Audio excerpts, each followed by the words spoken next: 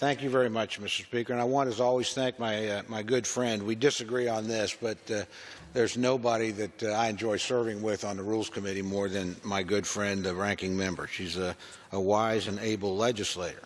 And there are a couple things she said I'm going to agree with. She did say facts matter. I actually agree with that. Facts do matter here. And the fact of the matter is anyone who votes no on this resolution is voting to shut down the government. Anyone, Republican or Democrat, that votes no has said, I'm not willing to keep the government open while negotiations are underway. Anyone who votes no is voting against a 6-year extension of the Child's Health Insurance Program that we all agree on and say is critical. Anyone who votes no is absolutely guaranteeing a tax increase, or will be voting for a tax increase, on American workers who happen to have fairly decent insurance program. Anybody who votes no is going to raise taxes on Americans who are ill enough to require medical advice. Anyone who votes no is going to make sure we don't have the resources we need to protect this country at a time of international crisis against a potential rogue missile attack. Anyone who votes no, to begin where I started, is voting to shut down the government. That's simple. My friends did that in December because they, well, gosh, they can't do it without us, but we did. I suspect we'll be able to do that again, but I regret that anyone would vote no on those kinds of votes because I think they'll come back to haunt them. Now, my friend also said, well, and I think this may actually be the key to the issue. She quoted polling data which said, well, the Republicans are going to get the blame anyway. That may be true. I don't doubt the accuracy of my friend's, numbers, but I suspect once they watch the process, American people are pretty smart, and they'll understand a no vote is a vote to shut down the government. Now, if my friends are gambling that, gosh, the Republicans will get the blame for this because they've done this in the past, I think they're running a terrible risk with their own credibility. And this body will succeed. I don't serve in the United States Senate, never served in the United States Senate, never worked for anybody that served in the Senate. They have rules that will allow the Democrats to shut down the government if they choose to do it. I don't think they will, but if they do, I think they'll regret it. Certainly many on my side regret some of the decisions they made in the last one of these crises.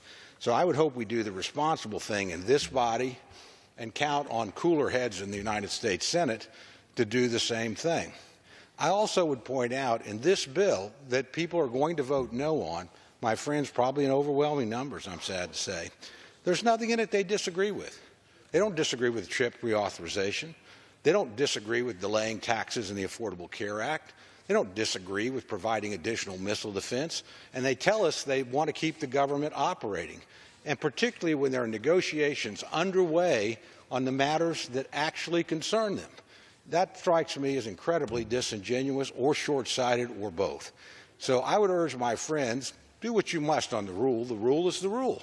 And that's always a partisan exercise. And I always respect my friends for voting for the rule. But the underlying legislation, that's real. That's whether or not the government operates, whether or not we take care of these knotty problems where we happen to agree, whether or not we actually put the well-being of the country in terms of its defense above immediate partisan interest. Those things are all areas that shouldn't be tough votes. And so I would hope my friends reconsider, come down and vote to keep the government running instead of shutting it down, come down and vote to keep taxes from being imposed on hardworking families through their health insurance plan or medical devices, come down and vote to make sure we have the strongest possible defense against any possible attack on our country, and come down and vote to keep the government open while negotiations are underway. I think the failure to do that is one that my friends will look back on with deep regret in the years ahead. With that, Mr. Speaker, I would like to just, in closing, encourage all members to support the rule.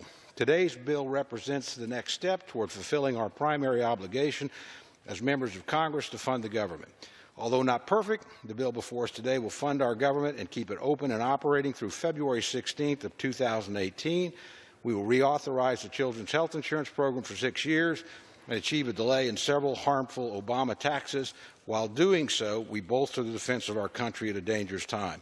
While While I look forward to completing our work and passing a bipartisan, bicameral, full-year omnibus spending bill, for now, this legislation will keep the government open and operating and give us time to continue working toward a bipartisan agreement for the American people. I applaud my colleagues for their work, and with that, Mr. Speaker, I yield back the balance of my time, and I move the previous